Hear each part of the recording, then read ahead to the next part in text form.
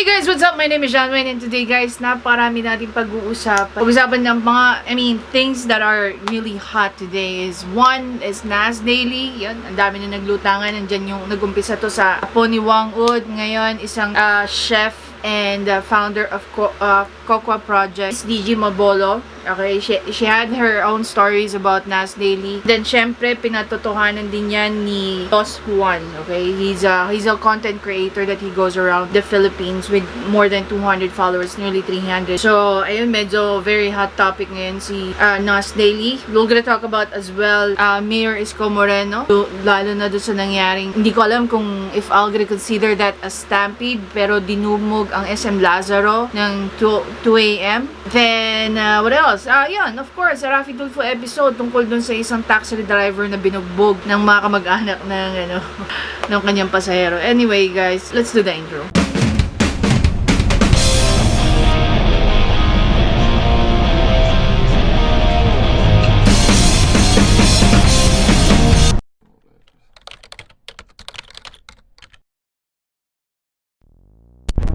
So guys, thank you so much. Ayun, even before I get into our topic, alam mo yun, gusto ko munang i-highlight yung mga comments that we got from the previous episode. Sabi ni Andy Vino Texon, we could not bend someone's belief regarding Rudy Baldwin prediction, but still, keep in mind guys, that hard work, perseverance, consistency are the key to achieve whatever goals you have.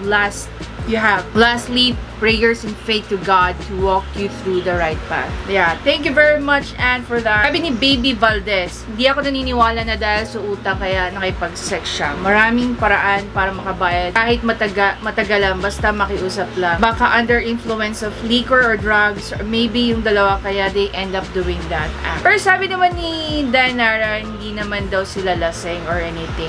They're both in perfect shape. Sabi naman ni Chris Mendoza Jr., it was a conversation. Alam mo, ito guys, yung natutuwa ako dito sa community that I am building together with these people.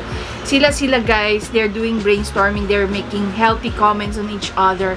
And I'm really very happy because this is part of the goal that I'm making. And these people, starting with Baby Valdez, Chris Mendoza, Jeline, sila yung mga talagang frontliners ko who makes a lot of comments. They almost never miss my episodes at talaga namang inaabangan nila.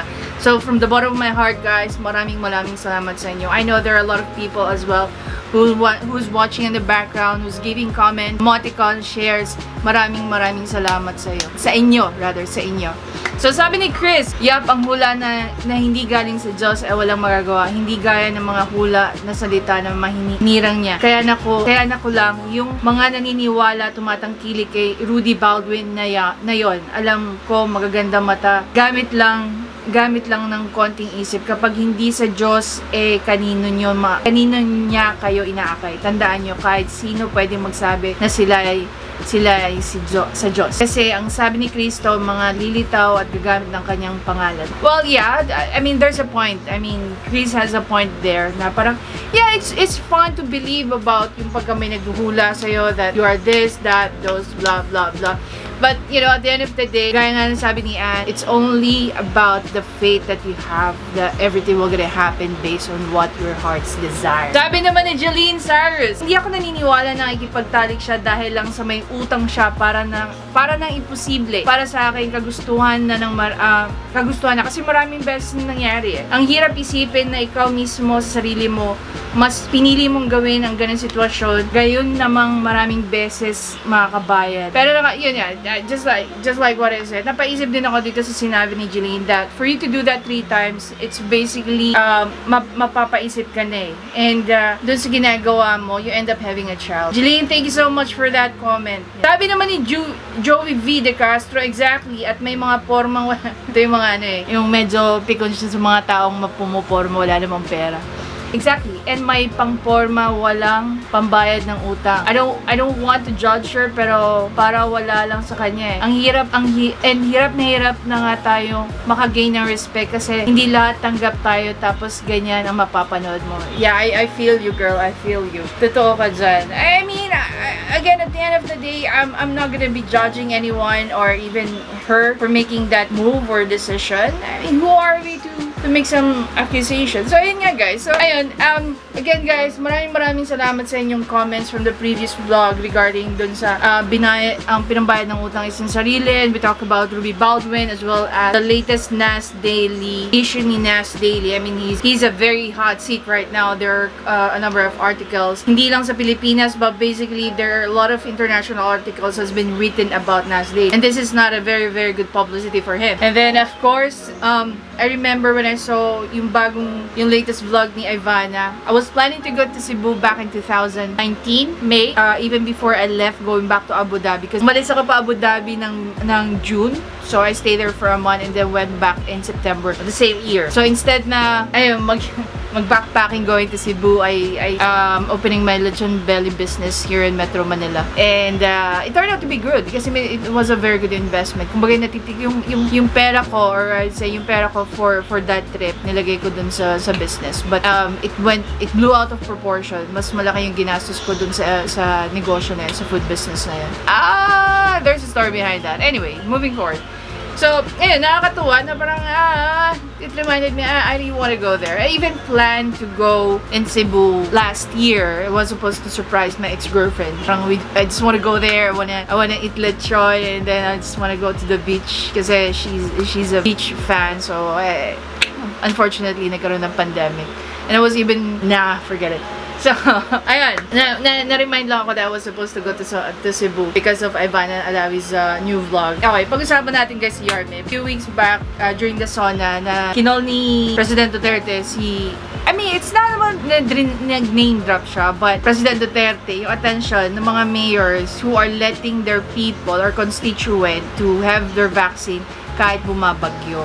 And because there was a news about sa San Andres vaccination site sa Manila that people were standing in line, okay, sa bumabaha na just to have their vaccine. And the most unfortunate part there is that etong vaccine site na to it took them about hours just to get this done. I mean, thankful na lang ako because my vaccination ended like 2 hours or less. Lesser than 2 hours. Ang bilis lang ng from start to finish, guys. Less than 2 hours. So, ang worry lang ni President Duterte noong time na yun was hindi nga sila nagka-COVID pero nagkaroon sila ng lepro. Bacterial or viruses that you can get from flooded areas. So, medyo na dun si Yorme. And now, meron na namang isang incident that happened, I think yesterday at 2 a.m. Grabe, yung mga tao, if you can see that, guys, nag-ECQ na tayo I mean, nag-ECQ ng ang Metro Manila or the bubble flood, and then this is what we get. Parang hindi ko makita tuloy yung point na why are we having the ECQ when the vaccination sites are like this? And nag-announce si Yorme that we are going to have or they are going to have a 24 hours vaccination in Manila just to reach their level of I don't know what. So ang mga tao went there and nagraming. It's not only hindi ko pwedeng sabihin that hindi ako maka-agree that meron ngang politicians are playing a part there para may conspiracy because it also happened in Las Piñas. Nakakalungkot. Sana yung pinaka-essence ng ECQ may kita rin natin sa mga vaccination sites. And I saw that hindi na nga nila inaano ang mga walk-in during sa mga areas na yan. So, may it happen that ilagay natin online, let people have their schedules and be properly done. So, if we're gonna talk about Nas Daily, so it all started with dito sa apo ni Whang. Okay, I'm very curious because there are now 3 people who's talking about Nas Daily, and then the other one was, is it Luis or Louis? Louis, DJ Mabulo, isa po siyang chef as well as the founder of Cacao Project. So, he's a social entrepreneur. Anak po siya ng mayor ng Camsur. There's a particular area in Camsur na handle ni Mayor Fermin. Share to ng story si Luis. And by the way, sobrang siya. Sabihin na natin sobrang achiever niyang tao because she studied in the US and she took several courses there, and she's also a fellow ng kanyang. So to sum it up, every one of them were talking about that Nas Daily is using the Philippines and exploiting our culture. Nas Daily is doing this, blah blah blah blah and blah. So you can check out those articles online. You You can search it about what Luis DG Mabulo have said on her post. Ako tinaglang ako kaibigan ko at kumpare ko na si Eugene Bombase about that. Sabi niya if I can make a comment about that. So this very comment is dedicated for him. So I'm answering that comment. And nakakalungkot if this is true that there's certain number of content creators that are doing this. It's not only one person na sinisira nila or ni-exploit nila, but basically the entire nation, the Philippines, the tradition, the culture, and everyone else. And then pinatotohanan ito ni Juan, who said na he helped nung struggling content creator pa lang tong si Nas Daily. Isa siya sa mga tumulong kay Nas Daily to go around the Philippines. So sabi naman niya wala naman monetary equivalent. It's just that he was there to help out Nas Daily hanggang sa lumaki na ang ulo. And most of his content, alam mo, kasi tayo mga Filipino we always patronize foreign content creators. And imagine, maraming foreigner na nakatira dito who are vloggers. They're making a lot of money because of the things that we do. Tandaan nyo, yung ginagawa ng mga foreign content creators, ginagawa rin ng mga Filipinos. But if you see that Filipinos are the one who's doing it or making it, put it aside. I make commentaries, but hindi ko sinasama ng loob. I'm even thankful that somehow there are one person who reads or watch it and people who interacts with it or who make comments about it. Masayang-masaya na ako dun, guys But if only we can start supporting each other, lalo na yung mga contents that we can learn something from it, hindi lang puro entertainment. Sana, parang yung mga, just like me, I create contents that is food for the brain. Kasi most of my contents are leaving you questions, asking you of your points of view. Pero if I'm gonna compare with other content creators or the only thing that they do is ida-download nila yung ni Nag Patulfo and then put it on their site. Gumagawa lang sila ng content just for the heck of that. Nakakalungkot, diba? I don't know what will gonna happen to Nas, but this is really, really a big blow for him. Especially those people who are supporting Nas daily, not only in the Philippines, but international.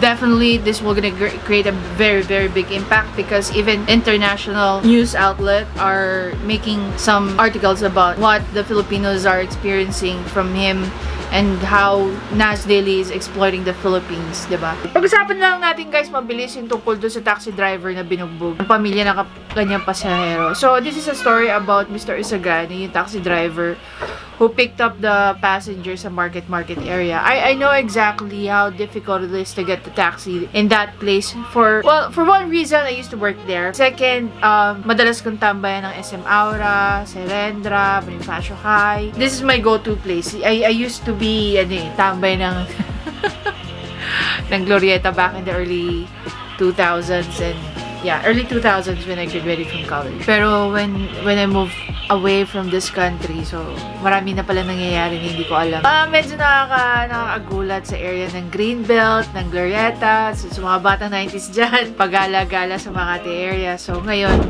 nasa area na kami ng Bonifacio High. Sobra akong, instead na nag-jeep ako or nag-bus, if it's kung hindi naman ako nagmamadali, I take a bus, I take a jeep. Pero on the latter part na lang yung stay ko rito. More often than not, 99% of the time, it's either I take a taxi or a Grab. So, when I first experience the Grab transportation, mas naging mas naging number one option ko siya rather than taking a taxi. Bakit? I have a lot of horrific experiences sa mga taxi. Siguro, guys, sa mga 10 taxi na sakyan ko, maswerte na lang, guys, if makakuha ko ng 3 maayos na taxi driver. And when I say maayos, super maayos naman talaga. And the rest, either paringgan ka ng dagdag or before ka pa sumakay ng taxi, hihingi na ng dagdag. So, hindi ko alam kung tawag dito, kung matutuwa ba ako na nangyari ito sa kanya. Hindi rin natin alam how many times this person have done this sa kanyang mga previous na passenger. Sabi nga ni Idol Rafi, oo, mali yung ginawa ni ni Isagani. Pero mas ang naging mali kasi is binugbog nung pamilya ng passenger. Doon talaga naging mali. Sana ang ginawa nyo na lang, pinabarangay nyo, operator. Ang problema din kasi, guys, kaya hindi ko rin masisi yung pamilya ng babae. Hindi ko alam kung meron bang kahit isang incident that yung mga passenger who calls the operator or the company nung taxi company na yon is gumawa ba sila ng action. Ayun, guys, yun yung nagiging problema natin dito sa Pilipinas when it comes to our taxi drivers hindi ko naman may mabuti akong, may na-meet po akong taxi driver, napakabait, si Sir Edison, ayan.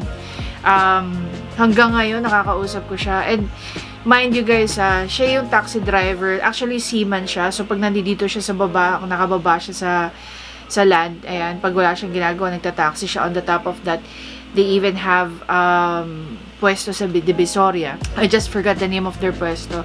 We were even planning to make a project kasi napanood niya nga aking nakilala niya ako, and na-realize niya, ikaw yung vlogger na nag-react kay Queenie Dead. Sabi ko, yes. And we become very good friends, si Sir Edison.